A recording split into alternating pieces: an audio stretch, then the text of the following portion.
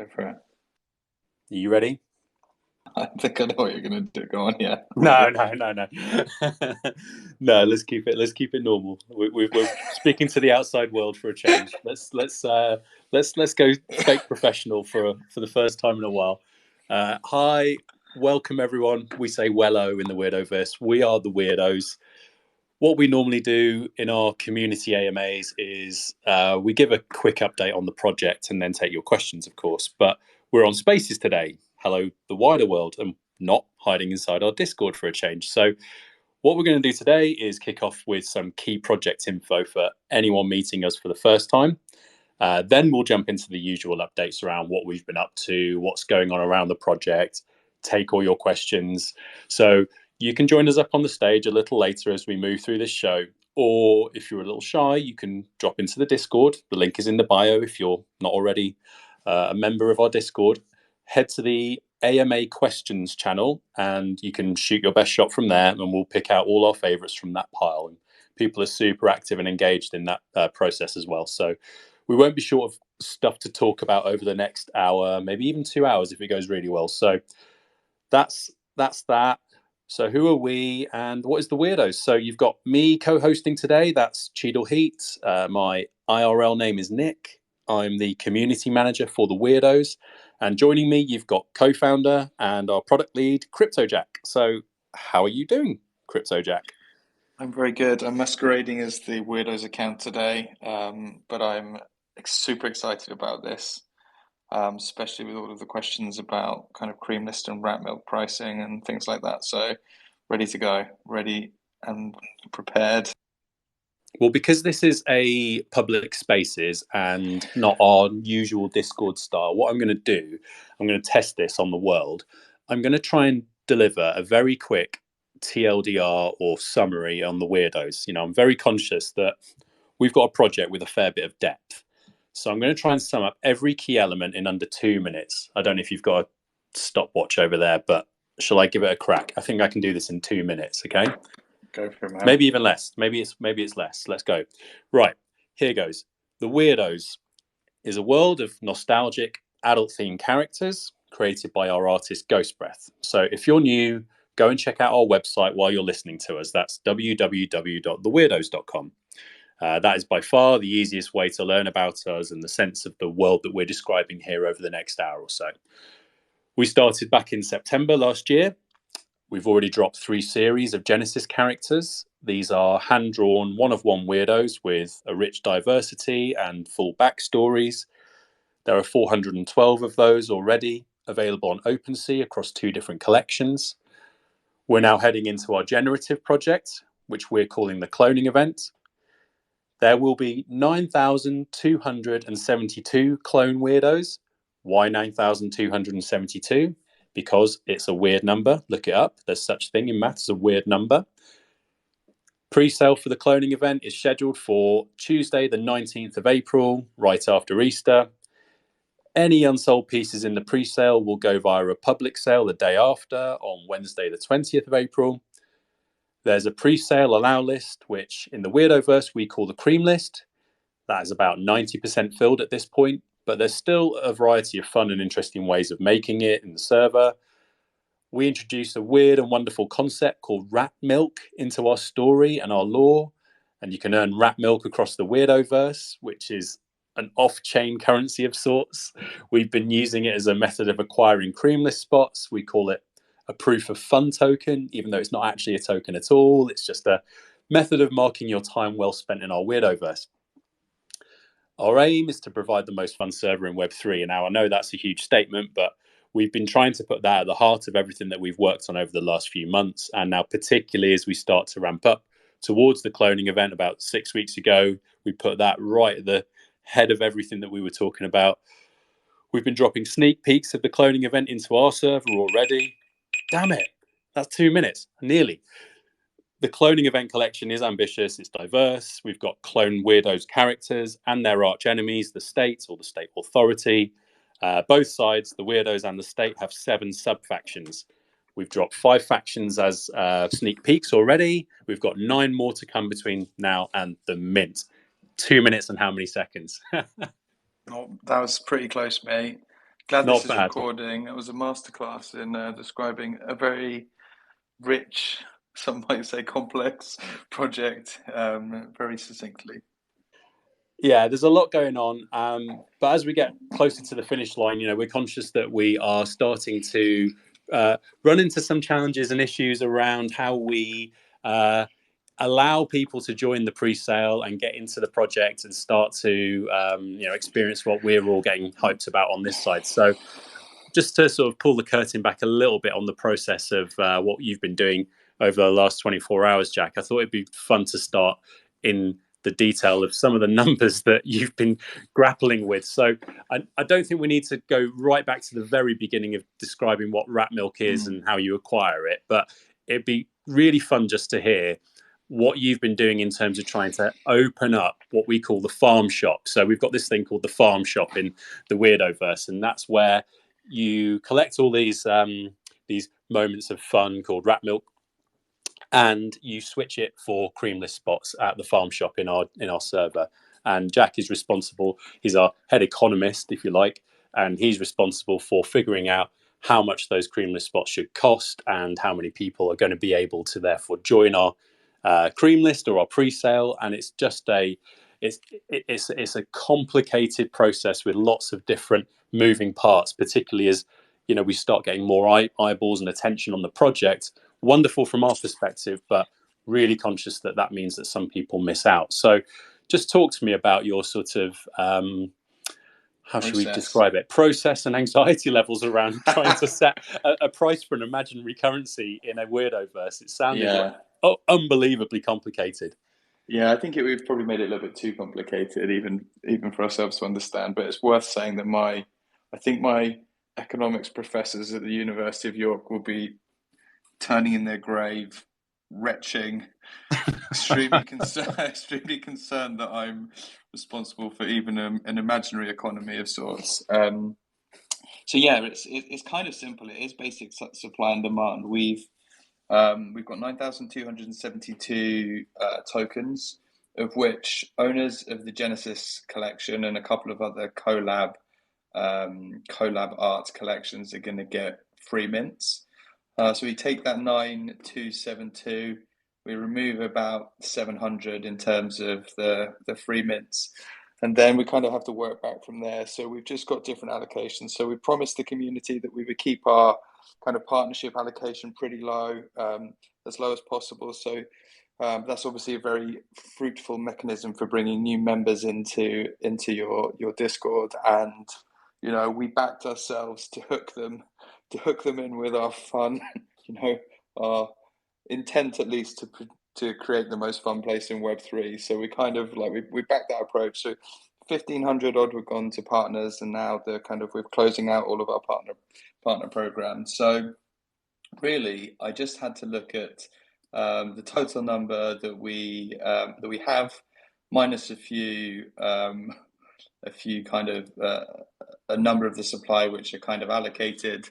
We'd already sold by this morning 7,586 cream lists. So I just had to take the remainder, and because I can see in all of the wallets of all of the people who are holding rat milk, I could work out roughly how many people could afford the cream lists at certain prices. And the magical price was 35 mils.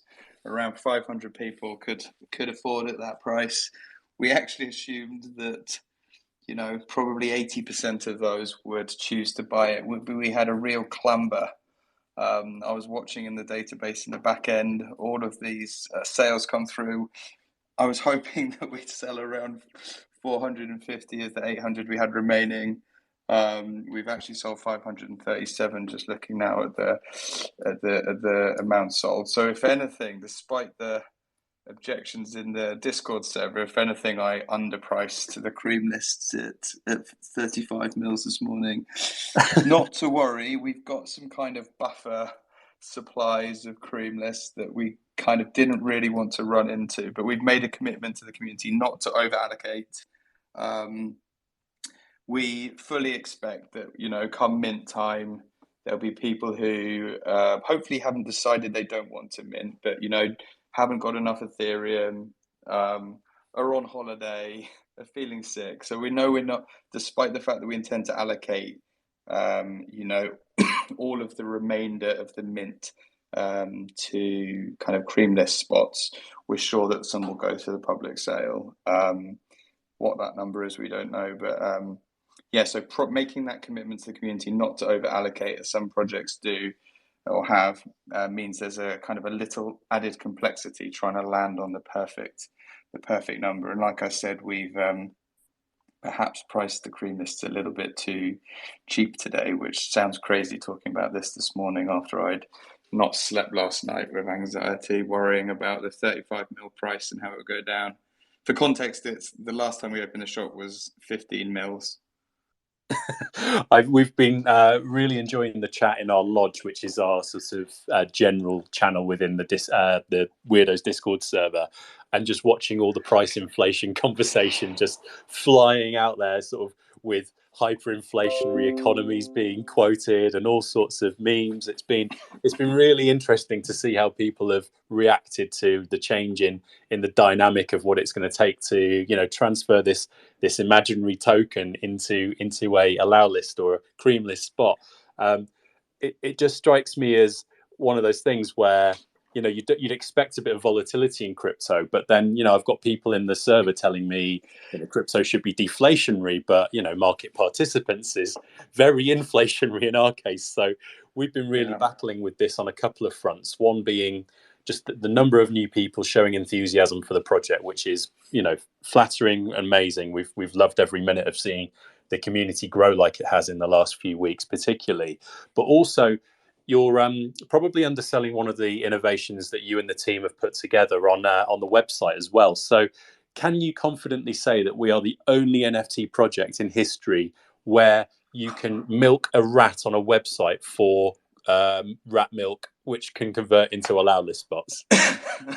Pretty confidently, pretty confidently. I mean, 8 billion people is a lot of people, 6 billion on the internet. Maybe there's somebody else out there who's done this, but I doubt it. Certainly not with the same pitch, rat squeaking as it's being milked. I think that's probably pretty improbable. I think if you're just joining us, that might be about the weirdest statement that it is possible to deliver as the project team of the Weirdos. So definitely on brand with that.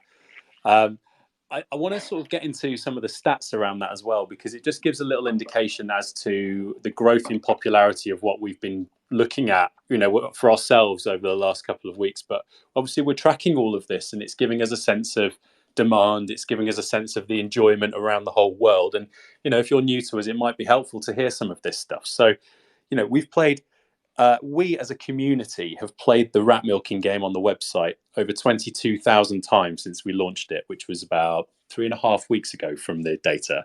So that equates to about 33,000 minutes of game time, which is 23 days of human effort spent milking rats for a currency with no monetary value, which only exists inside of Discord and our Weirdos website. That's 3 weeks of people's time has been spent on this game, which is just fascinating to me. I just think that there's lots of these little moments within our project where we're trying to look at doing things a bit differently and try and build a track record of hopefully coming across as a team that is trying to execute and be thoughtful in the whole process leading into the mint. I think that's super important. And when we were imagining rat milk initially, one of the key purposes was as a mechanism for incentivizing behaviors that we thought were aligned with the Weirdos and rewarding people having fun to kind of create that amazing kind of reinforcing loop. We did kind of joke at the outset that we knew that we would also like the analysis, the metrics that you get to see within Discord, which is the best measure that some projects have of understanding the demand and intent for their project, were dog shit. And that rat milk was kind of our Web3 solution to Google Analytics, or at least the data that we were capturing from it. And it's funny to be sitting kind of 2-3 months down the line looking at all of the data that we've got and being able to kind of see exactly what's going on, to see who with cream lists are continuing to engage. It's bizarre the kind of the kind of details and information that we can kind of get from this. And you know as founders, I think we still have, we're constantly looking to improve and concerned about aspects of the project, but it's very reassuring this morning after my initial period of anxiety and a few people moaning about the 35 mil price on a cream list, to see over 500 of those sell out in a very short amount of time. It kind of makes me kind of confident again that we're on the right track. And we've been this data led project from the start, and having these indicators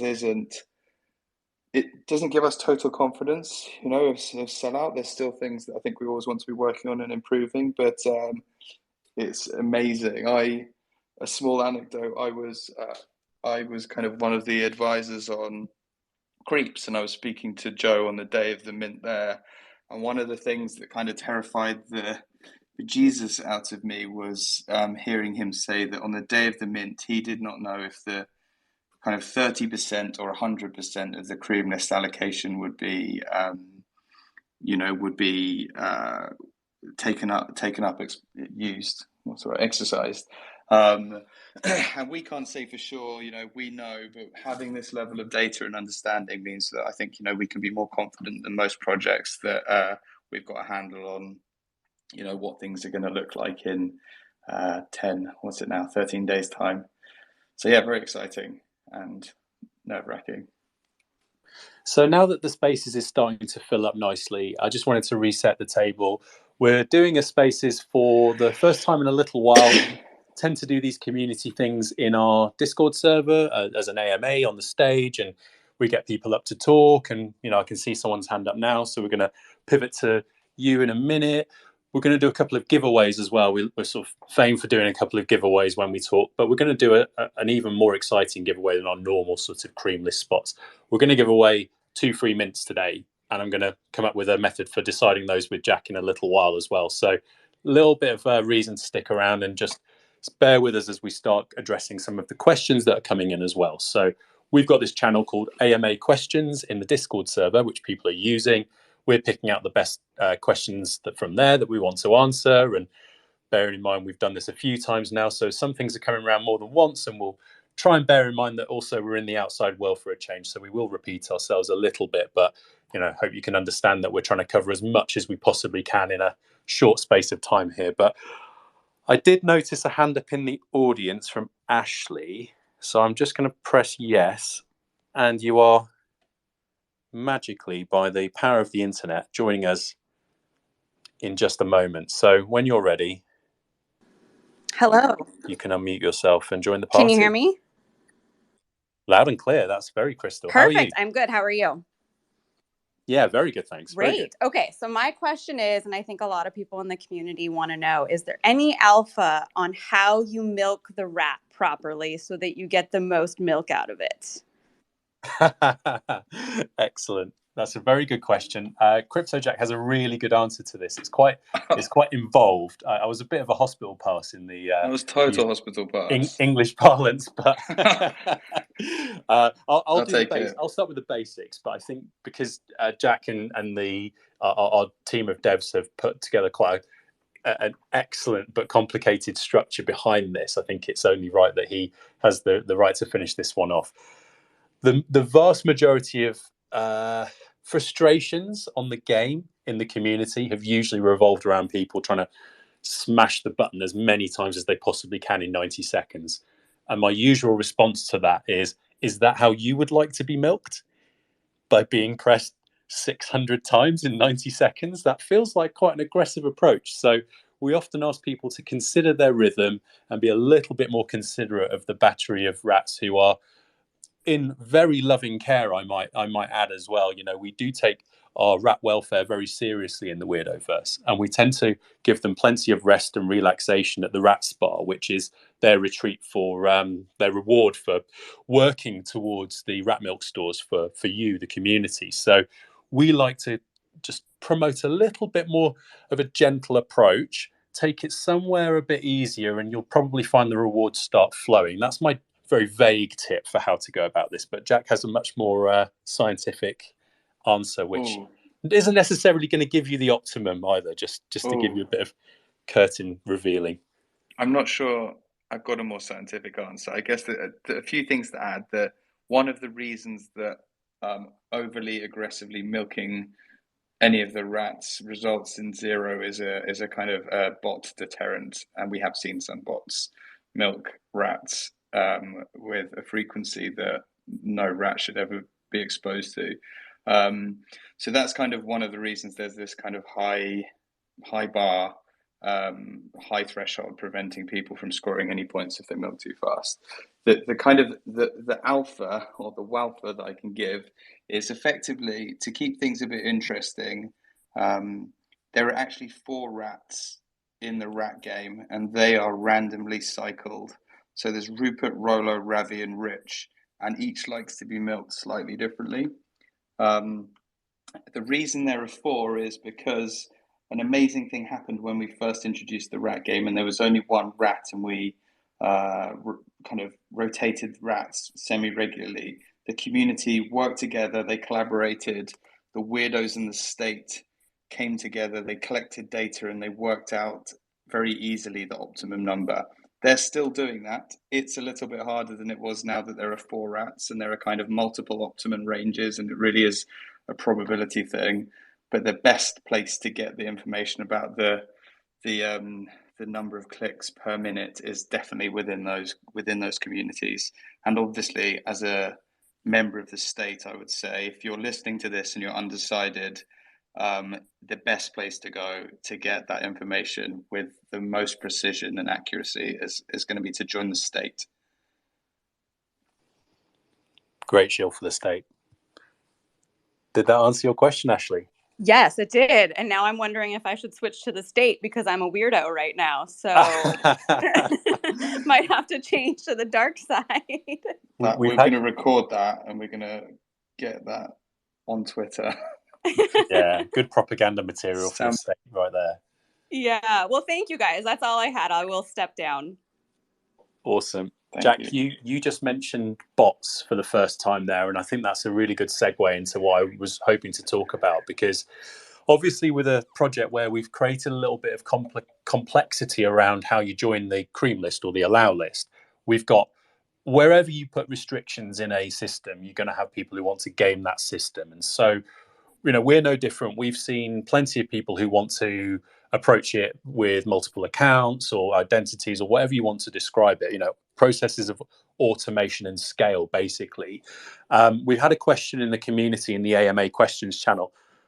I'd just really be keen for you to share what we've been talking about privately around this. But Bob asks us, what are we doing to address all the fake or bots trying to either sell whitelists or hoard milk and creamless spots? Because obviously we're trying to deliver this allow list in a fair and equitable way to humans and genuine collectors wherever we can. So just could you just explain a little bit of our approach around multi-accounting, what we're doing to eliminate this, and how we're sort of approaching the mint with a fair and open mind around how we get this into the right people's hands first time? Yes, I definitely can. So I guess the first point is we have been very, very clear that we won't tolerate multi-accounters. And what that precisely means is we're keeping quite close to our chest. We have been tracking a very large number of multi-accounters for quite some time, and there's a couple of different types, and I won't go into that because that might start to identify our methods for monitoring and identifying them. But we know that we could have made a decision to ban and purge those people from the server, on an ongoing basis, but started several weeks ago, months ago. But once we do go through that process, potentially it will become clear, how we have been going about identifying them, thus giving them an opportunity to change their behaviors and adapt and maybe they would then be harder to identify in the future. So, we're not naive. We know that some methods for multi-accounting are super hard to detect, but we've got processes in place that are slowly building up a list of these multi-accounters, and at some point in the future, an action will be taken. Hopefully, it will be a shock to some of them, and hopefully, it will then at that point be too late for them to do anything. But as Cheadle, as Nick said, we are constantly reviewing from the data that we can see the distribution of cream lists, and we've taken the approach from day one that we want to make sure that these clone weirdos get into the hands of as many people as possible. We've seen the future and the inside of the artist's mind and the potential of the Weirdoverse, and we would love to get to a position where the kind of number of unique holders is as wide as possible on the day of the mint. That's complex because we also want to make sure that kind of people who've been around longer are rewarded and are able to kind of collect a few more clone weirdos. But we are extremely anti these tokens ending up the hands of a few individuals, which if we were to continue to do nothing, definitely would happen. There is some very serious multi-accounting going on right now. And we recognize, some of it is some of the botting is very visible to the community, especially in the rat milk contests and things like that. But we're kind of holding back, and there'll be some fun times to have in the coming weeks. We promise you there's something for everybody to look forward to. Yeah, as a community manager, it gets a little frustrating because on one hand, you know all this information around your tactics and plans to ultimately eliminate this from the community, but at the same time, you don't want to reveal your hand so that the people who are using that system then change their methods. And so we're always really, really conscious of not oversharing on this point. But I think it was just good opportunity to bring it up again so that we can reassure people effectively that we're definitely on it. And I think people think that by virtue of seeing people who are using either scripted activities or automated clicks in the community that we're failing to address a growing and emerging problem. Not the case.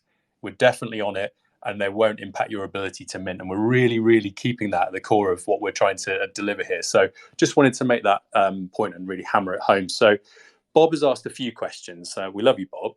We're going to come back to some of Bob's questions in a minute, but going to change the tone and bring it back to the weird things that we do just very quickly. One of our mods, Teamadoc, asks, will CryptoJack ever win a game of LOL Beans? Who said that? Teamadoc. What the heck? Yeah. You've suddenly got bitten by the bug of LOL Beans. Like you were telling me about this yesterday. What's LOL Beans for everyone that's listening? I'm going to sound like such a boomer here. Good. So it's kind of it's just a web-based game. If people who aren't in our server probably don't know this, but we play tons of games. We're trying to make fun activities for the community all the time, so they can get involved, bond. And I try to spend an odd hour in the community every day, mucking around, and I started playing LOL Beans with some of the guys and girls who are playing. I think there's up to I think you can have 30 people playing a single game, and you're effectively a 3D avatar trying to navigate an assault course with whilst 30 other of your teammates are kind of running, and at each stage, if you don't get to the next stage, 10 people get eliminated, and I for some reason get accidentally eliminated. Some kind of bug or something with my browser means that I often don't make it to the next round. Yeah, so I'm not very good, but it doesn't matter, right? That's kind of, everyone's different, everyone's a bit weird. My talents aren't in playing LOL Beans.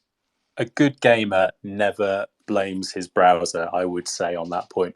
100%. Your mention of Boomer really just I had a lightning moment of inspiration for how we can give away one of these free clone weirdos. So I'm gonna bring it back into Discord very quickly, and in the Milk Games channel, the first person to correctly reply with the answer to this question is going to win a free mint. Okay, so if you're not in our Discord, you've got about 20 seconds to click the link and follow the processes of verification, because I'm going to drop the question in just a second. So get yourself across to our Twitter bio, click the invitation link and follow it through. Find a channel called Milk Games and get straight in there, because we're going to give away a free mint right about now. And that question related to the boomer point that Jack made just then is, what is mine and Jack's combined real life age right now? I'm not going to give the answer right now. I'm just going to let that sink in the community. I think some of the mods might actually know the answer to this. I think we've asked it before in a quiz a couple of weeks back in one of our Saturday night shows. So we're going to try and... Hey? Somebody said 150. Fuck off. It's not far off. No, it's good to see. I mean, it's a good start. I'm not gonna give the answer away just yet. I'm gonna come back. It's the first right answer, correct? The first correct answer. Okay. Yeah. I'm sure there's going to be spam guesses. You should know the answer. I think I do. We're the same age, which helps. Yeah. I was double checking. My senility's kicked in. I've forgotten how old I am. Yeah, that's right. Jack and I are old university pals, so it does help because we're the same age, same year at university. So it should be an easy answer for us to at least align on and get right. But we'll come back to that in a couple of minutes. Good. I'm just going to go on to another question from Bob. Bob, he's got a few, but I'm sort of cherry picking a little bit. Why is the public sale the same price as pre-sale for creamless spots? It seems whack and not commonplace. Please explain. Okay, I've gone down this road a couple of times, both in the first AMA when we announced the price on the cloning event, which is 0.09272 ether, so 0.09272. Just like 9272 is a weird number, we set on a weird price as well using a weird number. So that's not our rationale, but that's the price. Look, since we dropped that price on Monday, we've had a number of reactions around it, and we've been monitoring that and interjecting where we think it's relevant to add some color or clarity to the process. So we've heard the reactions loud and clear. It's probably worth saying that there's been lots of support for it, a little bit of criticism as well. So, people will come at this from a range of different perspectives, and we're fully willing to have that debate in the open. So we're absolutely not blind to people's concerns that new projects have been struggling. We've been tracking the market ourselves as well. We've seen some things not go as well as anticipated. So there's naturally a degree of a circumspect concern that we're in a similar place to a number of projects that have struggled to launch recently. So I think all I'd do is sort of go back to history when we start talking about this. The price point is pretty much in the range of what high quality projects have minted at before, recently, and will continue to. Making that decision, we've taken quite a bit of community sentiment into consideration as well. Jack and I have been speaking to community members for quite a while around this. 0.1 was a serious consideration for a number of people at the time. We talked about slightly lower, we talked about slightly higher as well, and we just felt this was a sort of a demand sweet spot where people were giving us lots of positive signals that this was a fair price. So we did put quite a bit of consultation into that process early on as well. Next point is obvious. Clearly we're biased about our own projects, and I hope that you would expect us to be fair. But I do believe that what we're putting out into the world is very high quality. We're going to be able to demonstrate that with the sneak peeks, and the diversity of the collection I think is another level on from what the traditional PFP projects are delivering in this space. So as we're looking to innovate, we think that the price will reflect value on that basis as well. So really important that you understand level of experience and depth that has gone into this to date. We all started this project, well, not myself personally, I joined later, but the founding team started this process 6 months ago, more now, actually, September last year. So this has been a long time in the making on a number of different fronts. There's a lot of experience coming into this. Okay, so it's really important that we start to try and, part of our jobs in the next fortnight basically is to make sure that people can see all this very clearly. Our planned activities are hopefully starting to ramp up, and you can start to feel the hype that we're feeling, as a project team as well. But, we're confident that when we have these conversations with the outside world, some of the stuff that we've got lined up for this weekend, like talking to Tropo Farmer on his Twitch stream, for example, huge Web3 personality with hundreds of thousands of followers on Twitter. We think that sort of exposure is going to start to bring that hype and that expectation that some people think is either lacking or we could be doing more on. So we've got all this activity that's coming into us as well, which hopefully will start to allay some fears around levels of demand. But if we start talking about demand as a separate point as well, obviously we've had conversations around rat milking games, creamless spots. The information that we're seeing and still receiving is that there's an enormous amount of demand to join this pre-list, this cream list, I should say. That should bode relatively well in terms of converting that into a purchase in the pre-sale. We are anticipating a relatively small public sale, but this public work that we're doing in the next 2 weeks should probably see to that. And notwithstanding that, there's 26,000 people in our Discord server. Very vast majority of them are real humans, as we've been describing around our multi-accounting process as well. So, we're feeling a little bit anxious in some ways because we've only got 9,272 tokens and a lot more people who won't be able to join the cream list. So we're thinking that there's already a number of people here who will have no choice, unfortunately, but to join public sale. So we've got some pretty cool solutions around how we're going to deliver the public sale that ultimately will hopefully ensure it doesn't get botted. And we've got, a very considered approach to that, which we're, quietly confident about at the moment. Is there anything else you'd like to sort of add around either the team or anything else you'd like to say on this, Jack? I think you covered everything expertly. I guess one thing I think it's worth mentioning is that, as you mentioned, these projects can look very, very similar from the outside. Each one seems to be a copy pasta of the next, and many of them are. You can put together an NFT project in weeks. People do. Even the best ones, most of the best ones have been put together over 3 months. And I've seen inside some of these projects. So I've advised and worked on a number of projects. So I've seen both from the collector side as a founder of an alpha community, and from an advisor founder side. And this is totally different from anything else that kind of I've seen out there. The extent of our ambitions, even on the generative art, but on the generative collection, the trying to effectively create 14 different collections in a single collection is literally at least 14 times as hard. The tech team work. They've founded multiple projects before. They founded Megapont on Stacks and worked on numerous generative projects. Generative art for most collections now can be produced in a very short amount of time. Our tech lead, Mark, gave a talk at the Stacks Foundation last night in Miami at their I think it's their annual conference, and he put together a generative collection whilst doing his talk on stage in under 30 minutes and minted it and shared it and distributed it to kind of members of the audience. This is not like that.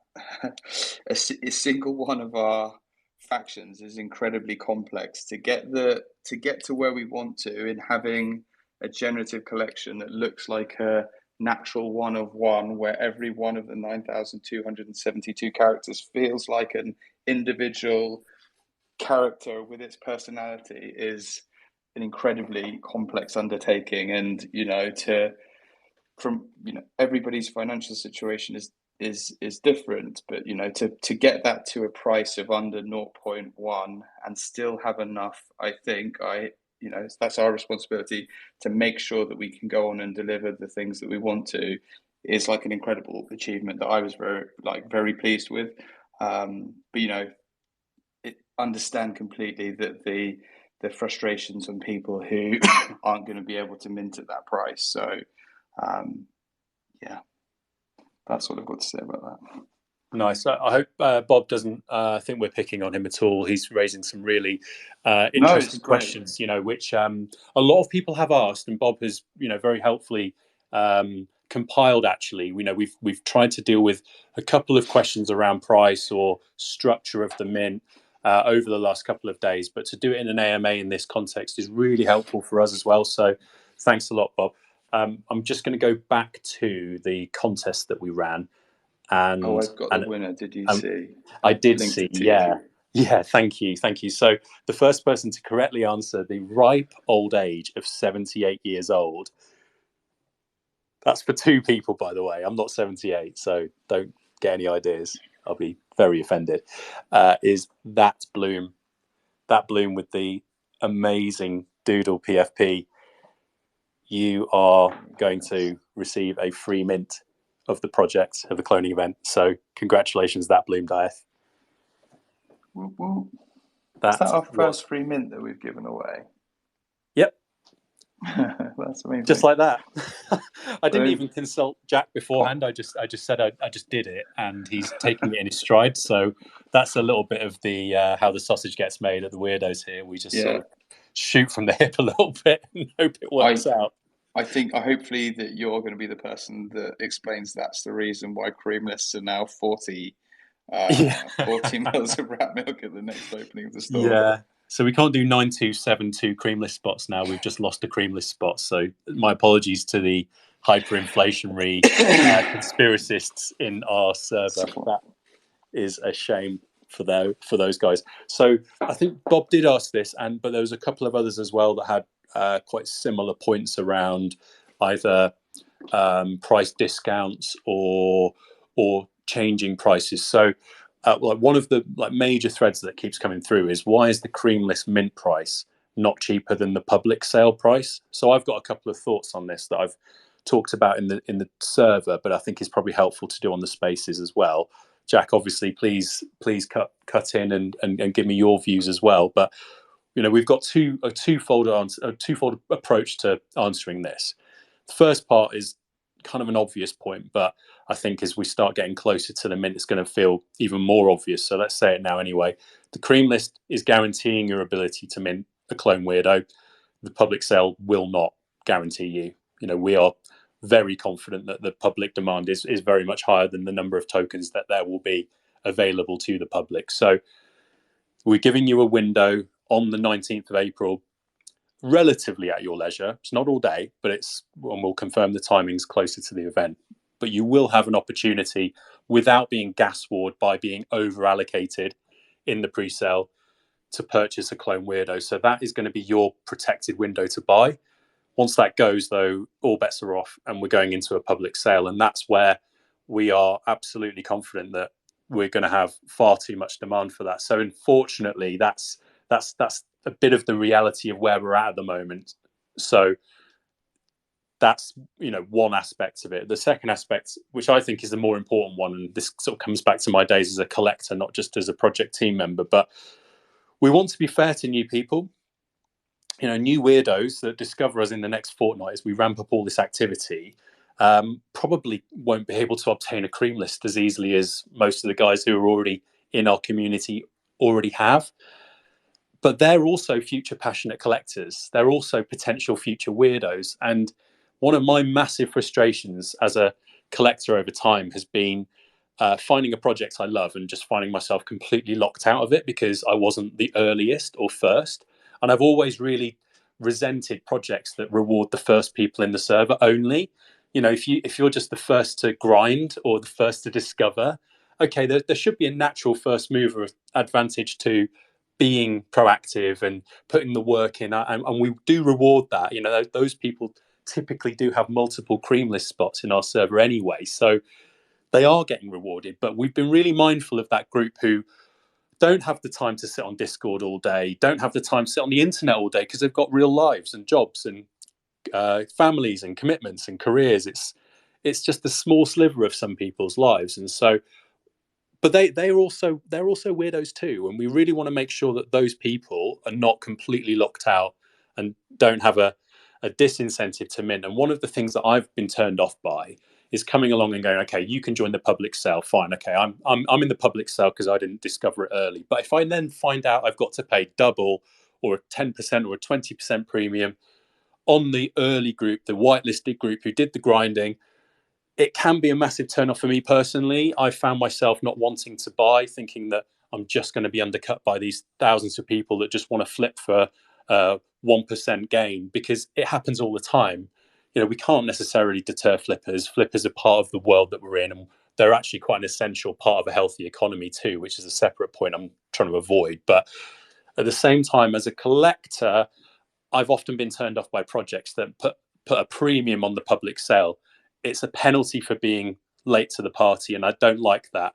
I've been really discouraged by projects that have done that in the past. Okay, so that's one of my motivating factors around this being fair to all. Like, I think we put fair at the core of the things that we've been doing quite recently. It's why we've got our anti-bot measures. It's why we've got our cream list process. We're trying to distribute this to as many people as possible. This is all part of the same ethos, all in that same package. Yeah, I think that's covers everything. I think we have been determined at multiple stages across the project to demonstrate that we innovate and do things differently. We considered a lot of options for the different minting strategies, um, Dutch auctions for the public, with a different mint price for the pre-sale, kind of an Azuki style approach where they had a three stage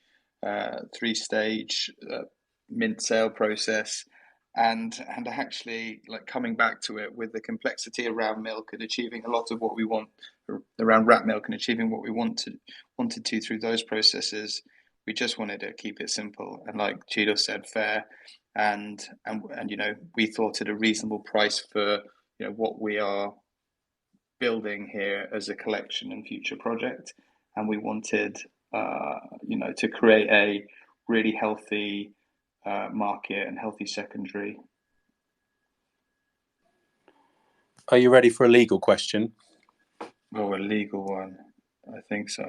I mean, I'm not a legal mind, but I will give it a go. Okay, State of the Art asks us, can we use the cloned weirdos commercially? Oh, that is quite a good legal question to be asked. So one of my many tasks for this week is to share with the community a license that we have been working through with some lawyers who specialize in IP law with very good experience and background in advising in Web3. So we have been working hard and trying to keep an open discussion in the intellectual property channel, although it's gone a little quiet over recent weeks. Our intent is to create the commercial rights construct that allows the individuals who own their clone weirdos, to do as much as they possibly want with them, whilst being protected from others trying to use them in ways that they might not want to. So one of the things that you see in this community is people being slightly obsessed with kind of the commercial commons zero license, which is great for many projects and many holders, but doesn't necessarily protect the owner of that token in a way that they might want to, were they to use it in different scenarios in the future. So the simple TLDR answer is yes. It's very important to us that you have ownership and creative control of your clone weirdos. We know we've seen how many amazingly creative people there are in the community, and are so excited about them taking the stories of their characters to the next level. We believe that that's only serves to elevate the Weirdos brand to create the Weirdiverse in a very distributed way. So yes, the kind of commercial and IP rights being very supportive and enabling of like the owners of clone Weirdos is extremely important. I waffled a bit there. Apologies. And I wasn't cutting you off by bringing Peter up on the stage. Sure, That's all, man. but Sure. got it. Rather than taking all AMA questions, we've got people in the audience who are patiently waiting. So, Peter, you are on mute. If you wanted to have a chat, then now's your chance. Hello. Hello, how are you? This is Peter. Hello, Jack. Hey, Peter, how are you? Hey, Good hello, to speak to you Janet. again. Hey, nice Hey, to how's it having going? me. Pleasure. Just want No to worries, share. man. Every day I have a Twitter space in Mandarin Chinese. Every day we talk about widows. So we have small little community, which is the hardcore widows fans. We talk about the strategy, how to get more milk. We have the strategy, Wow. how to get more like wellness. So we have a small group in our community. That's great. That is amazing. I didn't realize. Hey, David is And one of our major consultant, how to make the better widows participant in our community. That's amazing. And it's worth saying that we do have a Chinese language channel in our Discord, which is moderated by a number of our Chinese speaking mods. So we've been really aware of the growth of our projects in Asian time zones. So we've tried to create as much of a global offering as we can. But are you in there? Are you talking to that group? Yeah, I was in that group as well. But just want to come to say hi and really appreciate all the work you have been done, and a lot of people really appreciate it, and we really enjoy the community. We just want to make this community better. And maybe just one small little question: what might be the plan after we meet now? What would be the next? I think that's the only question I want to come bring up. Yes, this is the question that we try to bravely refuse to answer. There are so many elaborate plans that we've spent the last 6 months, as well as working on the mint, working towards hatching. What we really want to make sure that we do is that we continue to grow this project in a really organic way. You know, if you look at the Twitter following, if you look at the Discord, if you look at the community that we've built, the everything that you see before you is what unenhanced, organic, authentic, genuine project looks like. And we're super aware that one of the things that can really be the downfall of a project is to hype too much the roadmap and reel off a list of promises that get people excited, only to be disappointed. So our approach here has been very much, and we've stayed very firm on it. Our approach here has been very much to prove to our community that we can deliver and execute. Our approach when we asked about the roadmap and what the future is be prepared for this generative art and these rich characters that emerge from the cloning event. And hopefully everything that we've done over the last few months will give the community confidence that we do have plans. But we're not going to say whether those are building the Weirdiverse in the metaverse. We're not going to say whether those are trying to launch an animated series, do computer, do a game, any of those things. We just want the community to understand that everything that we do is to deliver more value to the owners of these tokens, and that we're going to continue to do that. We're going to continue to do deliver new exciting moments of delight for the community. Think about the time you first played the rat milk game, the simple game that was just part of our onboarding and lead up to mint that we didn't have to do. We've got lots of plans like that for the future. I think we're quite inspired by projects that say less and do more, and those moments of delight, as Jack's described, are really important to us, because we're still collectors at heart. And the best moments I can recall back in, the last 15, 16 months have been when surprises have been dropped on communities, when, they're not signposting everything. I really like, my preference as a collector is to have a general idea of where things are heading, but not the products and the detail. It's nice to have moments of, whoa, you did that, did you? That's why you've been building. That's really, really cool. And I suppose I've got a lot of tolerance for that by being such a big Pixel vault bag holder as well, because that's been their mantra from the very beginning. They go away, they build very silently, and when they're ready, they come back and they produce this highly skilled, high execution project that's taking the whole IP to another level in a different direction. And they don't necessarily promise exact dates in time for when those things happen either. But there's now a degree of trust, and we're trying to build that exact same trust, exactly as Jack said, with the things that we've done so far, either bespoke contracts of Genesis 1 of 1 collections or milking games as all part of a byproduct of creating a fair allow list process.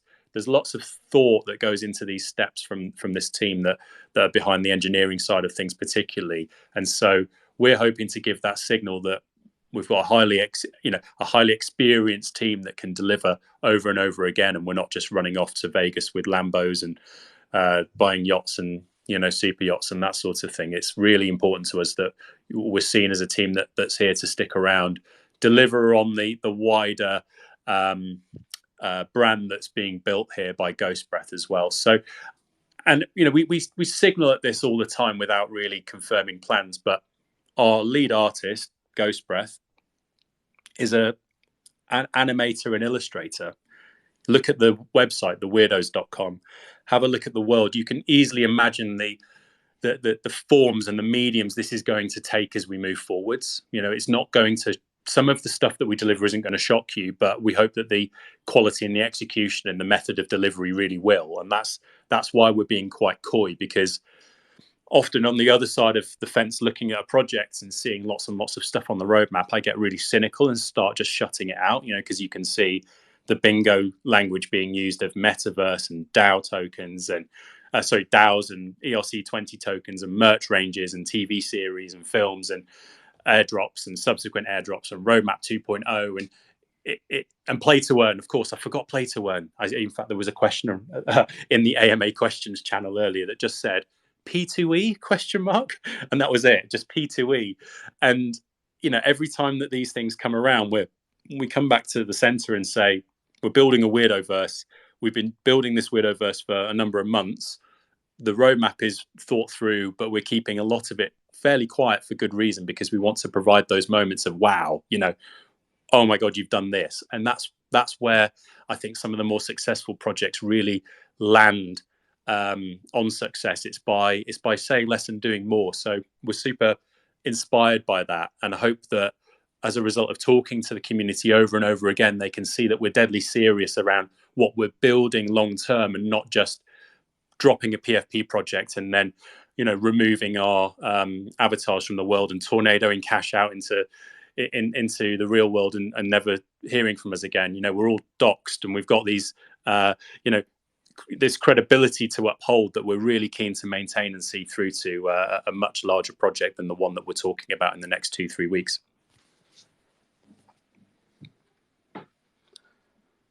Thanks for that, Peter. I'm going to go back to our AMA questions. Oh, sorry, you're off mute. Hi.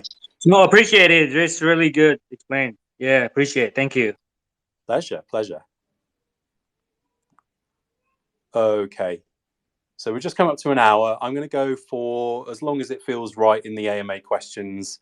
I think Jack and I probably have another hour, but we probably end up going a bit shorter than that. We've got another token to give away for free, so another Clone Weirdo free mint. I'm going to, as we're talking, think of another fair and fun and cool way of delivering that into this group of people only, so that others can't come in and sweep it. So just going to try and cherry pick the best ones from the questions channel. Coke, Jack, this is a good one. With such a unique art style, will we find it hard to do a collab with other projects? Keep it weird.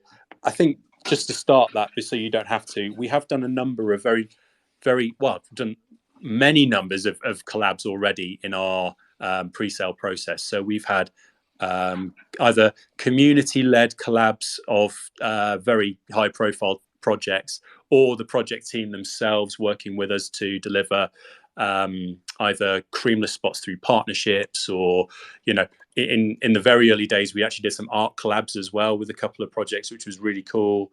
And then we've got some really big names to fall back on, and Pixel Vault, which I just talked about as a avid fan and collector, was one of our major collabs quite recently as well. So we have done a number of these things already, and that's why we've seen so much diversity coming into our server. And part of my job has been to indoctrinate them with this language around rat milk and cream lists and milking games and factions and all this stuff that kind of gets a bit dense and blows people's minds. So we've done a lot already.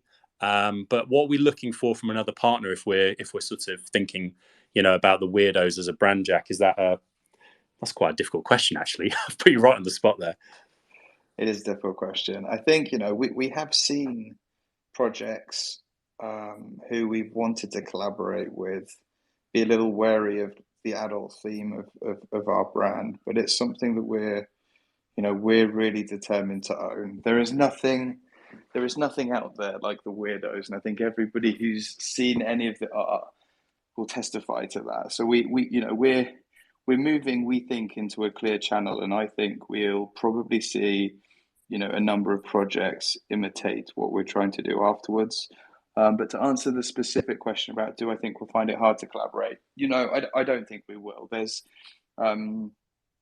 there's a lot of projects out there.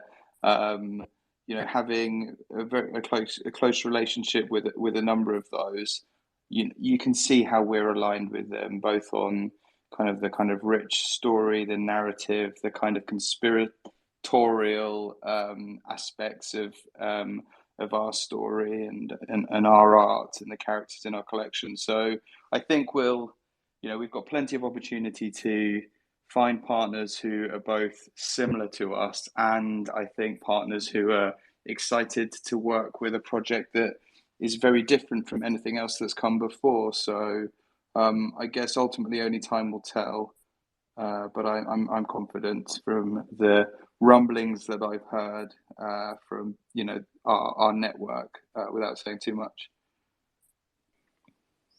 Cool. Gonna take a topical question now. So Yongi asks, the community is quite active here on Discord, but is there any reason why I don't see much push on Twitter post raids on the Twitter account? And Twitter is one of the main NFT awareness platforms. I think the short answer is here we are. We're conscious of this as we start going into pre-sale and public sale, that we want to do more with the outside world and start to spread that. But we have been a very organic led marketing plan for the whole duration of this project in the main, with the exception of one or two things where we've been inorganic. And for example, Tropo Farm is a good one where we've made a conscious effort to try and speak to a credible NFT influencer in the space in the next few days, and give us that step change to hopefully give us some foothold in on the hype train, if that's the right way of describing that. So we've not really tried to create like cheap engagement on Twitter with the sort of things that you often see from lots of projects. We've tried to lead with the quality of what we've already put into the world, and hope that has been enough to spread the word. And the truth is, from the core numbers in the Discord and the demand, we're actually doing quite well on a number of fronts in terms of people wanting to own a token. So yes, I suppose from a long-term secondary perspective, you want as many eyeballs on this as absolutely possible, and it is one of our ambitions in the next couple of weeks to start seeing some more of that come through. As we now that we've set a date, I think particularly we've got a finish line and a target in mind, and we can start focusing those people who haven't heard of us yet on the process of 19th and 20th of April. I think the other thing to add is that often the Twitter and Discord metrics are kind of vanity metrics. When you look at them from the outside, it's very easy to take them at face value and see see the bare number and oversimplify those things. When you look at things from the inside on a project, you can have a 60K Discord with 5K real users. You can have a 20K Twitter account with extremely high engagement on all of their tweets, like 8%. Most will have around like 2.5%, 3%. So actually, taking the conscious choice to take this very organic awareness kind of approach to our social media marketing on Twitter, to spread the word slowly and gently, to not use influencers to retweet, to overhype things. This has all been conscious. This is all about slowly building a brand in a sustainable way, and a following in a sustainable way, and delivering value to them on an ongoing basis in a way that kind of grows the value of the token and the community over time, so that we don't end up in one of these situations where we, 6 months down the line, everything's gone quiet. There's people have moved on to the next project because they were only fleetingly interested in the project anyway. This is kind of like a slow down to speed up approach. So hopefully that gives some context. And we may have got that wrong. I don't think we have. Everything that I've seen so far is showing that the community love being in the community. The engagement on the tweets that we're sharing is very high. The fact that we have nearly, I think, 15,000 like wallets registered out of a 26,000 community, and we've had, I think, nearly very high number of, even more than that, have played the rat milk game and are regularly engaging. Kind of these are the real numbers that you don't get to see just kind of looking at the community outside in. So yeah, we may have got it wrong, but we're backing the approach that we've taken. Steezy Fresh in the AMA questions channel asks me, will we ever be able to burn some of these NFTs to create a bigger or better weirdo? Oh my, I'm shocked. Imagine burning one of our clone weirdos. I'd be like losing a child. I'd be devastated. We will not be burning this collection of clone weirdos to create bigger or better weirdos. We think these are already bigger and better than other PFP projects, and the last thing we will want to do is put all of Ghost Breath and the dev team's hard efforts and work into the burn address. It'd be devastating. I love projects that do that. I think, just speaking objectively around the process or concept, if you like, of having tokens that are burnable and stackable for like leveled up characters, if you like. I really like that idea. And again, didn't mean to come on here and talk about Pixel Vault 5 times, but they're doing sidekicks to their meta heroes at the moment, and there's about 90,000 ERC 1155s that are mint passes for sidekicks. But the whole point of having so many of them is that people are going to combine them, burn them, I guess, in the process of that, to create leveled up sidekicks with better rarities and probably more exciting designs, quite honestly. And they'll probably settle down at about somewhere between 10, 20,000 sidekicks when all those combinations have all been completed. But the beauty of that sort of project is that you'll never quite have a grip on the finite number, because you'll always be able to continue to combine in theory, and you'll always have a reducing supply. But in order to get to a place where you are in a steady state, you've got to start with a very, very large supply. And I would say, on one hand, we've got people asking us, what are you going to do if you don't mint out? And on the other hand, we've got people saying, when are you going to do a land sale? And are you going to do a burnable combination project with hundreds of thousands of tokens? And you think, let's get through our generative PFP first wave of the Weirdoverse and dwell on what we've achieved, because it's going to be exciting. We want to lead with, people changing their PFP to a clone weirdo. That's our ultimate aim in the next few weeks, is to really focus on making sure that people understand that what we've delivered is quite different and quite innovative. So let's get that out into the world before we start talking about, additional complexity of products. But we'll earn the right to do things like that as well. That's worth saying. The projects that get the chance to do things that are this cool and have that much demand have already established themselves with an initial drop, and we're no different. We can't do a land sale for 200,000 plots of imaginary land until we've got several 100,000 people that are desperate to own a clone weirdo, right? So let's get to that point. Let's then start revealing those roadmap aspirations that take us down these funny and interesting and clever mechanisms for showing off the brand and the IP that we're sitting on here. So that's probably a longer answer than I thought I was going to say, because my initial reaction was, oh, don't burn them, that's terrifying. But that's actually the real reason why you don't start with stuff like that, which is actually really cool and innovative, but at the same time is too early in our life cycle to be considering. What else have we got? Bobby Digital, one of our favorites from the OG group. Gang, can you talk a little bit about rarity in the sub-factions, please? So just to come back one step from that question, we have 9,272 clone weirdos coming up in this generative drop. The whole story and the backstory of the weirdos is that the states have taken over the world 200 years into the future, and they control everything from reproduction and thought to allocation of work. And we've got this big brother state that has taken over just the management of global life. And the weirdos have rebelled and rejected this global state and have retreated to a farm beyond the woods and created this almost like this counterculture and rebellion against it in private and then from the secrecy of the woods and the farm beyond the woods. So all of that comes into the project. You've got one half of the project which is weirdo clones, and the other half of the project which is state clones.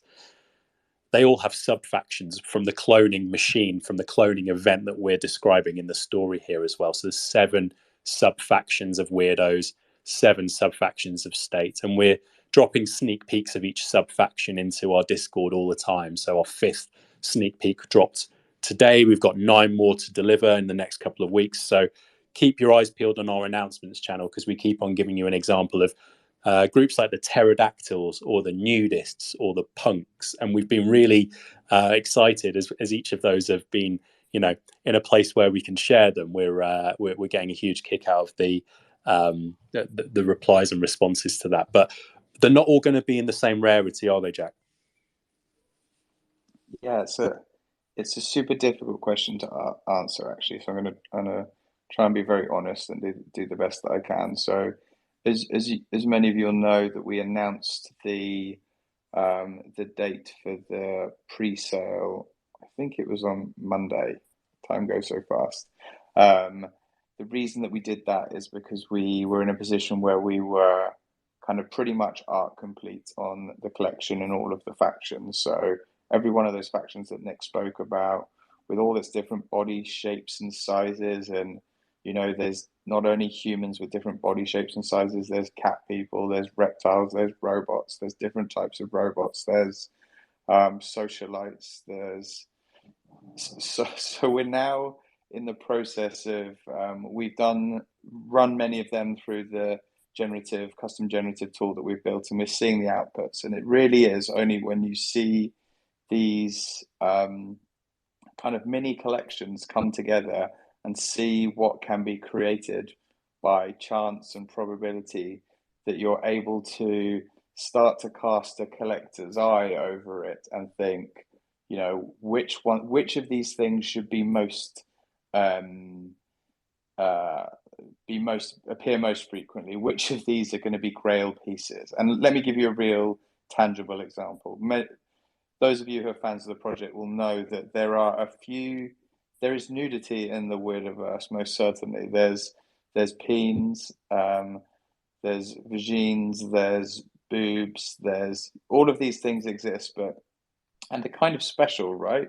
Each one of those different peens is very special, and we didn't know the frequency of occurrence across all of the collections until we kind of started to see them appear and work out where they made sense. And several weeks ago, we thought that maybe nudity would appear across in every one of the sub factions. And now that we've seen it, we can tell that actually that doesn't make sense, and it should be something that is kind of special and revered. And having seen it emerge from the testing of the cloning machine, it's kind of become clear that we still have a lot of these decisions about rarity, which factions are most populated, which are least populated within certain factions, what traits should be kind of minimized as very special traits. So all of that thought process is going on now as we go through this iterative process over the next kind of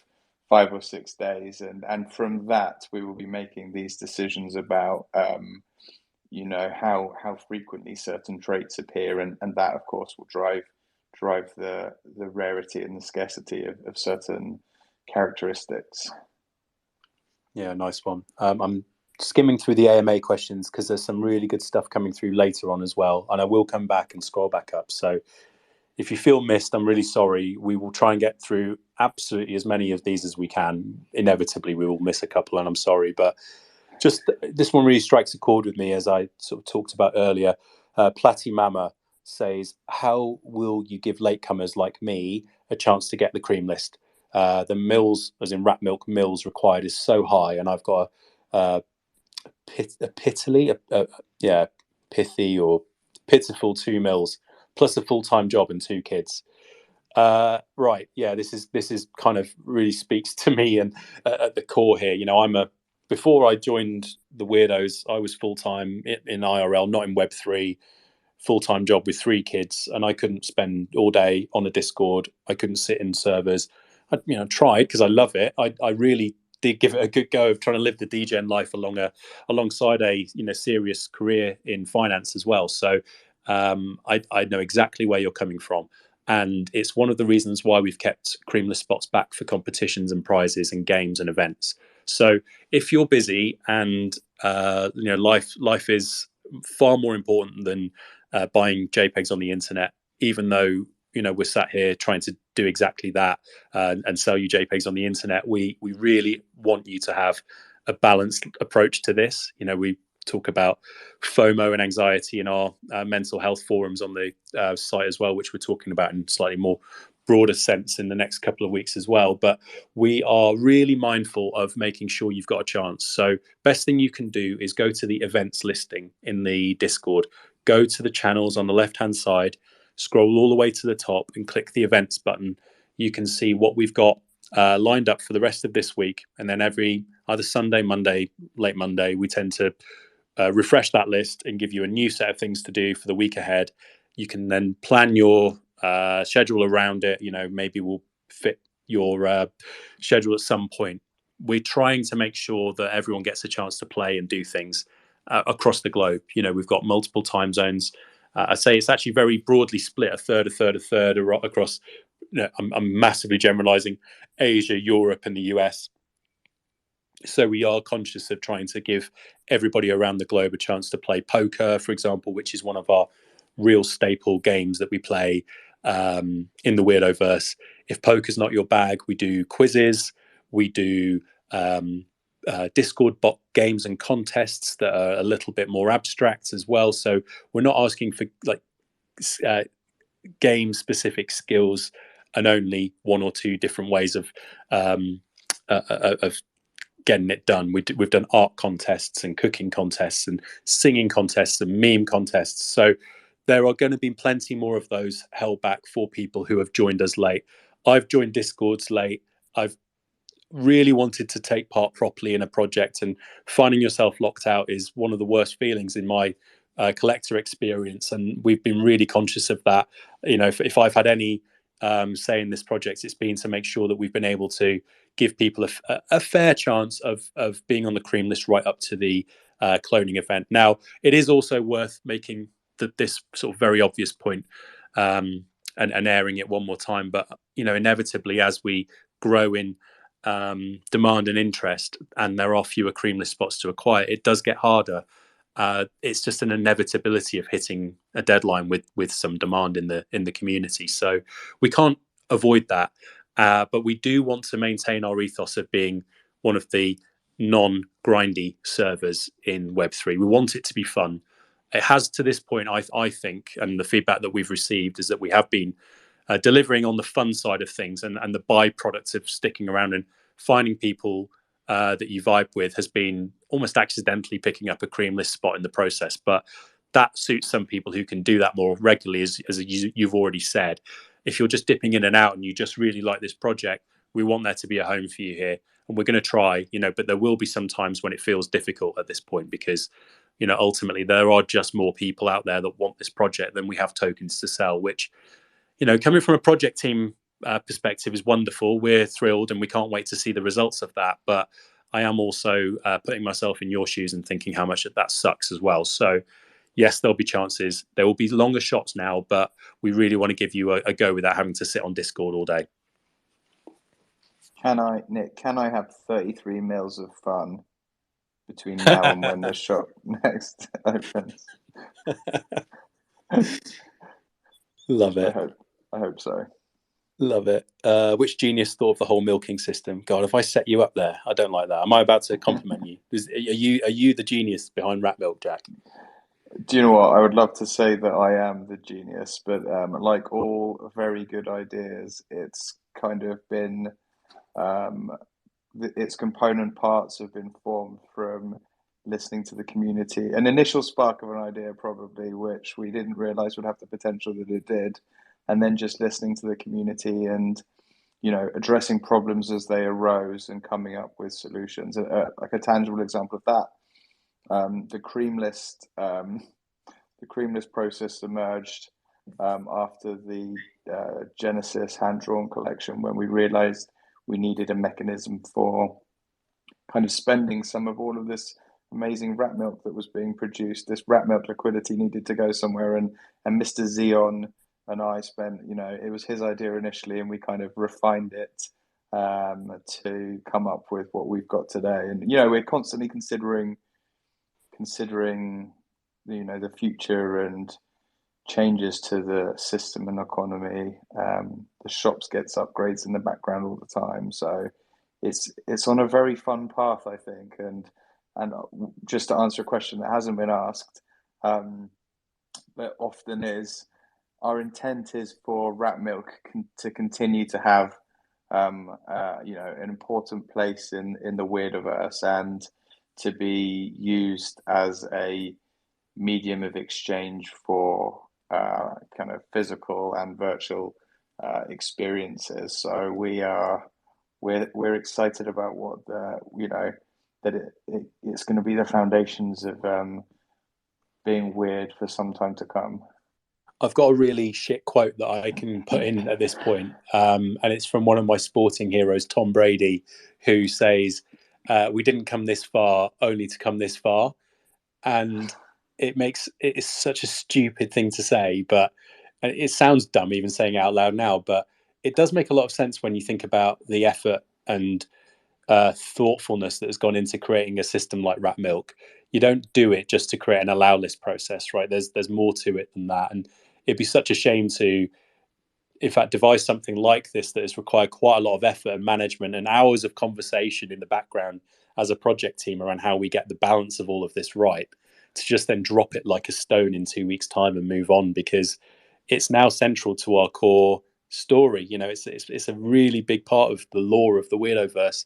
So it's not going anywhere.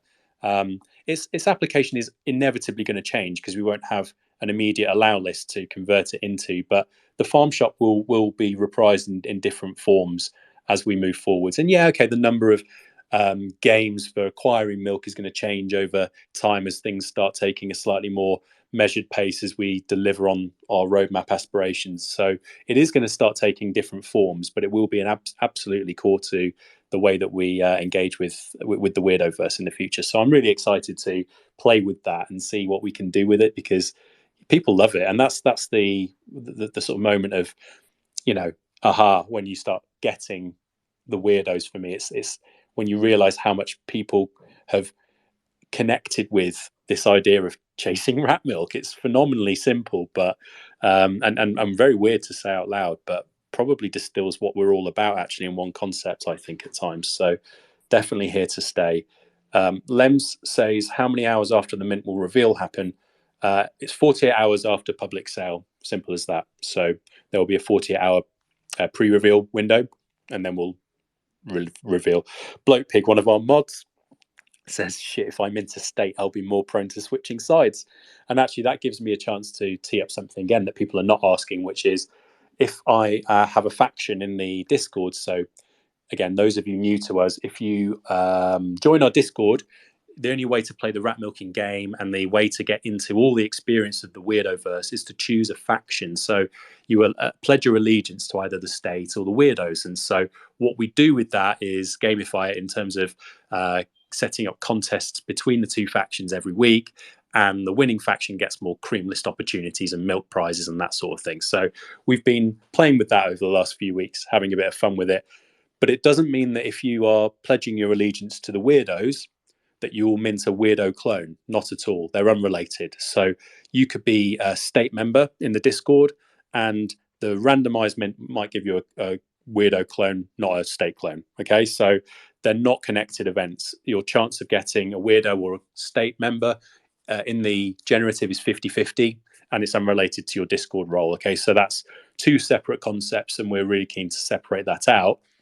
What that means, of course, is if you really do associate with one of the factions and you really want to collect that side, it's going to create some interesting dynamics in terms of how people go about trawling OpenSea, I think, in the moments after the drop, because we're going to probably give people a wide diversity of sub-factions, some of which they will really, really, really love, and some which are not going to be for them. And that's kind of the point of having so many options and diversity in the generative. Okay, you're going to find your spot, your tribe is going to be out there, but it might not be the one that you land, as is often the case with all sorts of generative traits in projects. There's some that speak to you more than others, and this is going to be probably quite an extreme version of that, I imagine, because people have spent quite a bit of time curating identities and personalities and characters around either a state member or a weirdo member. And that's been something we've tried to encourage, actually, that people are exploring their weird side in character at times in the server, which creates some really funny, interesting conversations, but also probably paints you into a corner in terms of who you stand for and who you've pledged with. So yeah, kind of interesting to see how the dynamics of the sort of secondary market, I guess, will play out as a result of that. I was just going to say it's super interesting, and it's, as you kind of alluded to, it's something that we understand there will be these interesting forces and dynamics, like the collectability of the droids, or swapping factions. The fact that the vast majority of the cream list holders right now are only going to be able to mint one token. Something like 3,000 of the, I think it's 5,000 unique accounts are only going to have access to one token. So what's that going to mean for their? Is it going to be the one they love, or are they going to look for the character that's got, they find most represents them? So we're very excited to see what happens in the post-mint world, where you can imagine there might be quite a lot of people wanting to switch. I know more than anything else in the world right now, I want a love bot. So I don't know what I'm going to do. Having seen it, I don't know what I'm going to do if I don't get a love bot. I think that's going to be a very revered character. Is there any difference between, now you might not be able to answer this for confidentiality reasons, but is there any difference between a love bot and a fem bot from Austin Powers? They are quite different. Love bots aren't uniquely, well, actually the love bots are both male, female, and have kind of a combination of male and female robotic body parts. So, but needless to say, they're extremely aesthetically pleasing. Sorry, I snorted there. That was a good weird snort to finish off a weird sentence. Weird, wasn't it? It's very, very on brand. Just some guy. This is actually quite a good one. Do you have your own internal marketing team, or are you outsourcing and planning on using marketing agencies to push the project forward post mint? I think the answer is yes, or lots of yeses there, isn't it? Oh yeah, it's complex. I mean, one of the things that I've understood over the last 3 months is kind of marketing is a very abstract concept in Web3.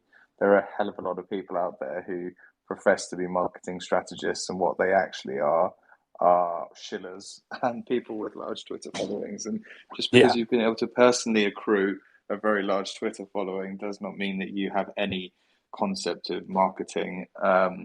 So we've kind of pulled together and sought advice from a range of different kind of marketing strategists and pulled together like a composite team to deliver the the strands of marketing that we have. I think beyond the mint, we're going to want to take this to the next level, and hopefully we get into a position that we can. And part of that is picking the right team. Yeah, I love it. We've got maybe 10 more minutes we can go here, I think. I'm saying I think, basically, I need to put my kids to bed after this, so I'm going to dash in 10. And we're going to do a final giveaway as well for a free mint of the cloning event. So stick around for that before we go. I just want to cherry pick some of the best ones because we are running a little bit short on time here. Bear with me. Why don't you pick a horrible one? Any plans of just some guy again? Any plans of an internal marketplace or some sort of for trading tokens? And then Uber Purple says, can we create a channel post mint that we can use to trade a state NFT for a weirdo one, or a channel where we can display one we're trying to sell? I think we are going to consider marketplace channels post mint. I think that the whole structure of our Discord is probably going to go under a big review post mint, because everything obviously is geared towards a specific event, and then we pivot into a whole different world. So yeah, I think we will be very open to a marketplace channel. I will always say that the safest and best way by far is to use decentralized exchanges for your sales. I think the number, I mean, we're talking about a former ape owner and a current ape owner here when we say the number of people that get scammed out of their NFTs having conversations with anons on the internet is alarmingly high. And so much as I love the idea of the community being really tight-knit as it is today, and that playing out over into the world post-mint and having this sort of, trustless process within our world that allows people to transfer tokens between one another, is probably not very realistic. So we are, probably going to go away and have a think about the best ways of delivering that in a post-mint world. But at the same time, please just use as much hygiene and care as you would do with buying a token when it comes to talking to people about buying and selling off exchanges and that sort of thing. So just tread really carefully on that front. Whether we'll put some guidelines around what we consider to be safe practices when you're having marketplace conversations in the future. So good questions though. But building our own one, that's a bit of a dodge of the original question there, Jack. Are we building our own marketplace? I tell you what, 6 months ago, I was one of the biggest fans of this idea, and it was something that we considered quite seriously. I think many of you who are fans in the space will know that Lava Labs have a marketplace for punks, and that allows them to kind of facilitate kind of zero commission trades. Now, there are obvious benefits of having your own marketplace. I think the stark realization that I had was that my background's in product is, know what you're best at and know where to put your resources. And I think we're building the Weirdiverse, the brand, this story, this amazing world that's gonna excite and be fun for all of us. Diverting any resources into building a marketplace, which probably would only ever be, I was going to say 80% as good as OpenSea, but OpenSea's a bit awful at times. But I think that's just the wrong place to put our time and effort. We don't want to spend the resources post mint on anything other than creating this, building out this vision for the Weirdiverse. So no immediate plans, though it has been considered at depth over the last few months. Nice one. I just forgot that we didn't have someone on the stage then. I was waiting for a reply that never came. Nice one. Lost Miner says, any IRL events planned in London? I really hope so, on the basis that a few of us are in the environment around London and find that easy to get to. So if you want me at an IRL event, that is, I'd like it to be in London, that's for sure. But on a serious note, we are a global community. And I said that earlier, you've got these server insights you can get when you're in an admin role in Discord of your of the origins of all your members. And we are, if I'm generalizing a little bit, but we are a third around the world when you're talking about Asian time zones, European time zones, and the Americas. So we are mindful that we won't be able to get everywhere in the world to satisfy everyone unless we're so successful that the world wants to see us on some sort of bonkers world tour. I find that quite hard to fathom right now. So in terms of keeping it local to begin with, I would be more open to starting something in the UK, because most of the team is UK based, and definitely doing something IRL is something that appeals to me, even though we are by definition the weirdos, and you probably want to consider whether you actually want to meet weirdos in real life or whether weirdos like to skulk in the darkness. But that's something for me that would yeah, I'd love to see that happen. When this has come up before, I've always said the point that a lot of the meetup utility of a community comes from the community themselves, rather than just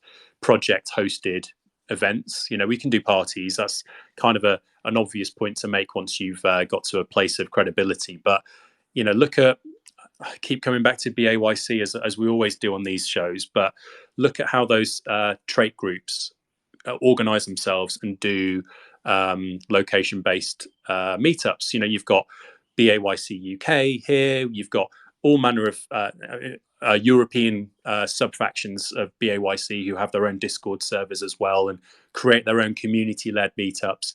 I know Jack's got Hollow Apes as well as a group for some of the more well-heeled apes in the community, and they all do their own spots, whether it's virtual events or IRL stuff. And so I would actually throw this back to the community quite strongly and say, please generate this yourselves. You are weirdos, meet each other, make this community come alive yourselves. We'll do some too, and we'll definitely drive a number of community driven events from the center. But it's decentralized Web3. This is a global project. Go and find people in your area that you want to do this with and hang alongside with. I'm very excited. I didn't get to go to NYC New York last year because of COVID, so I'm very excited about going in June. It's going to be a little bit soon. I hope probably to know where the Weirdos is by then, or too late to have a stand, or might be quite hard to do a party there. But I'll definitely be somewhere in June in New York for NFT NYC, buying some drinks at least. So you can hold me to that. Haven't you done this before? I think you offered free drinks to everyone listening to you last time, and you've basically pre-bought 100 drinks at NFT NYC already. Yeah, I have, yeah. But I'm the 39-year-old looking English guy in my NFT NYC, so ask me for a pint. I am going to cause mayhem by doing this, and I'm very aware of that. Jack, I'm sorry in advance for how I'm going to run this, but the final free tickets. No. Also, Jack is a co-founder of this project and can do what he wants, by the way. So this is all performative for the purposes of Twitter Spaces. But for the final free cloning event mint that I want to give away as part of this Spaces, I want everyone to go back into the Milk Games channel in our Discord, and the closest to the answer over the next 5 minutes, so up to 1:45, so 45. 18:45 here. Other time zones are also available. You've got 5 minutes to come up with the nearest answer to how many mils of rat milk have been distributed in the Weirdoverse to date. Oh, Jack, distributed. Why did you say distributed? That means I've got to run a different. Right. can you modify the question to make it make more sense for you and the data that you've got? The data that I've got easily. How many as of 8 o'clock this morning, UTC? Yeah. How to the nearest? Well, whatever the nearest answer.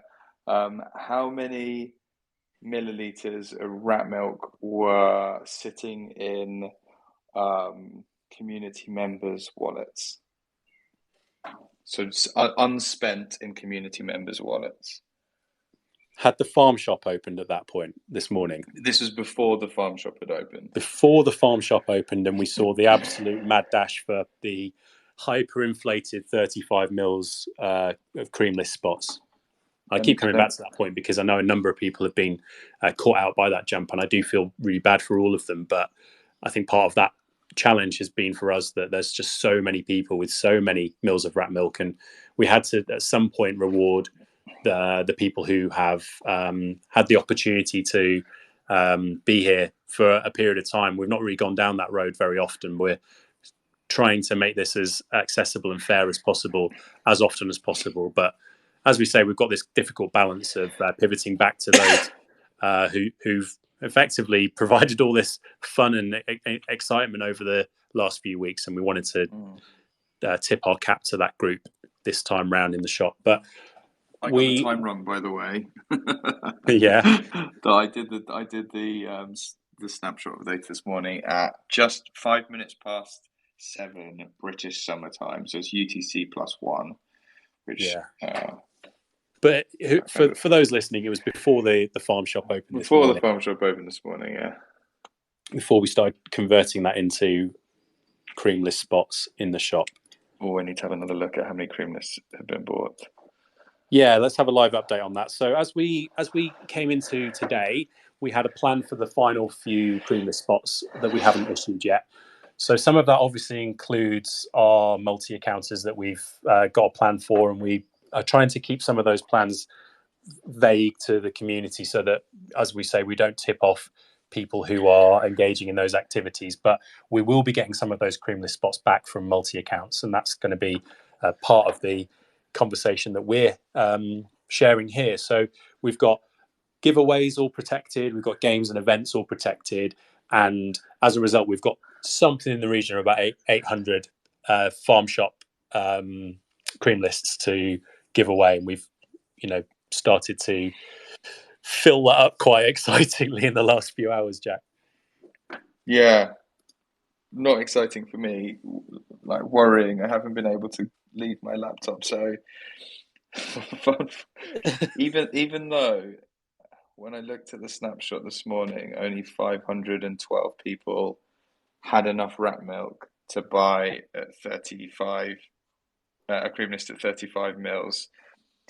Obviously, people have been rabid in their desire for creamless spots, and we're going to be earning over the next 12 hours as well. So we've actually sold 572, and there's about an hour left. So I think we'll probably get to around 620, which is good that I've got like little secret buffers of creamless spots to kind of free up, because I think we want to have at least, I want to try and get to at least 400 for the final opening of the store, so that we can make sure that noobs have an opportunity as well. But yes, frightening. Nice one. We've got a few more minutes, and I'm just conscious that we've got some new people in the crowd. I just wanted to give one final wrap up of key information and the dates and prices and that sort of thing. And then if you've got any final comments, Jack, before we wrap up, I think that's probably a good place to call it for the day. I just want to go back to the beginning because we have grown in audience since I started. So I tried to do a very quick summary of where we're at and where we're going. Most of you who've been listening recently know what the Weirdos probably is by now. Nostalgic adult themed characters. We talk about this all the time. Go to www.theweirdos.com. You can have a look at our Genesis collection there as well, which is our 3 series of hand-drawn one-of-one Weirdos. There are OGs, our originals, and they've all got bios and backstories, and it really explains the Weirdoverse in one place. So hugely encourage you to go to the website and check it all out, and just immerse yourself in the art first and foremost, because that's the thing that we're selling ourselves on very strongly here, but we're very passionate about as well. So go to the website, check us out. 19th of April is our pre-sale for the cloning event, which is our big generative project. 9,272 tokens. That is a weird number. That's why we've chosen that number. The mint price is 0.09272, so leaning into the theme one more time as well.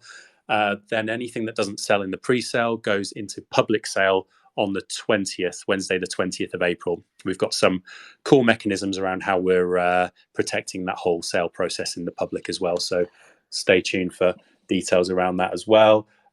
We are halfway through our sneak peeks, and that's your lot from me. Is there anything else you want to say before we wrap things up, Jack? Oh, I guess cheers for listening to us blab on for an hour and 45 minutes. We're sorry we didn't get through any of the questions. Please keep sending us difficult questions. If we don't have good answers for them, we go away and we make sure that we use that to kind of take our thinking to the next level. But hopefully you can see we're trying to answer your questions very candidly, and our whole approach is to be very transparent about what we're doing, and that's kind of very aligned with our building this project in an organic way as well. So yeah, just a big thanks again, and I think we'll take feedback from the community about whether they've enjoyed this being on Twitter versus internally, and any other feedback super welcome. If you've enjoyed this being on Twitter, it would be really helpful to post about it, reference this spaces, what we're doing next, what you're excited about, what you're going to challenge us on, whatever it is. We just want that community driven content to be part of our plan as well. So we all have a part to play in making this noisy, and we really want to throw that out to you as well. So if you are willing to start spreading the word about us, that's only good for everyone. So please bear us in mind as you start your Web3 posting tonight. So it's about that from me. I would say give Jack some time to cycle through all the spam posts of milliliters or liters guesses in milk games. Jack actually has more important things to do than this, and he's probably regretting giving me the No, I don't. But we do have a free mint at the end of this, so we're going to be really vigilant in making sure that everyone up to now. So if you posted after 18:45 UK time, your guess won't count. That was the rules. So we're going to just have a look at that 6-minute, 5-minute window when people were guessing the number of mils in the world sitting in people's accounts, and then Jack will announce the winner of the other free mint. And breathe. Okay. Lovely. And the winner, I forgot who won the first one, but if they send me a ticket, if they raise a ticket, because I'm Mr. Support Ticket, if they raise a support ticket, then I will pick that up and make sure that they are registered for the pre-sale so they can claim that free mint. Amazing. Cool. Well, thanks so much for your time, Jack. I love picking your brains and all of this. We're going to do it all over again Monday and Wednesday next week. We've got stuff in between as well. We've got a new game launching tonight, which I'm going to post an announcement about in the next couple of hours. We have got our Twitch stream with Tropo Farmer on Friday evening at midnight UK time. So that's sort of Friday night, Saturday morning, depending on how much of a pedant you are about the time 0000 in 24 hours. You've got a new challenge starting on Saturday. Again, it's a secret. We're not pre-revealing it, but we have got a couple of cool giveaways to give to the community this week, which are a bit different than what we've done before. So loads of exciting stuff coming up. Please check those event listings. Make sure that you're coming back to us and playing those games, because as we've been saying, those cream list spots are harder to come by. So we're trying to do them in a fun, fair and cool way and make that interesting and exciting as we get through to the 19th of April. So that's it from me. Thank you, Jack, and we will see you all very soon. Bye. Thanks, everyone. Bye. See ya.